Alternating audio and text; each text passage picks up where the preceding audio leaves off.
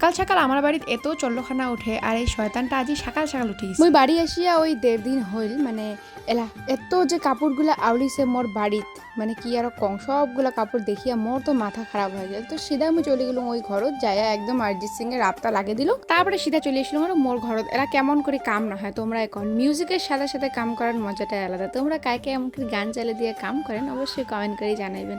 তো মোর কাপড়গুলা গুছা হইল, তারপরে মোর বিছনাহার মই গুছি ধরছিল। বিছনাহারত মোর বেশি কিছু নাই, একটা কম্বল একটা ল্যাপ আর টেবিল খান কেমন করে বাদ যায়। ভাই যে এত টেবিল খান দিনে বইগুলো আউলি রাখে, তো টেবিলটা পরিষ্কার করিয়া তারপর মুই চলে গেলাম সোফার ওই পাশে। আর মা হরে ওদি বিছনাখান এত আউলে কি আরো কম, কারণ আমার 3 জন রয় ওঠাই, ভাই মা আর বাবা। আর উমার এতগুলা সকালে আলাদা আলাদা ছাদ। তো মা হরে বিছনাখানো গুছাইলাম। এত কামাই করার পরেও মার সাথে লাগিয়ে গেল ঝগড়া। মুই বলে কামাই করং না। তো যাই হোক, তারপরে অল্প কান্দা কাটি করিয়া মুই চলে গেলাম ভাইর ওঠে। দেখি ও কান্দি ধরছে, মানে হাঁটি বেড়ে বাচ্চায়। আর মোর হাতটা এত বিষ উঠছে, ঠ্যাঙ্গো বিষ উঠছে, আমি হাঁটিবার মতো পরিস্থিতিতে নাই। ওই জন্য আমি কান্দে দেখুন কত কান্দিস, চুপচাপ হবু আপনি, মুই তো হাঁটির নাম।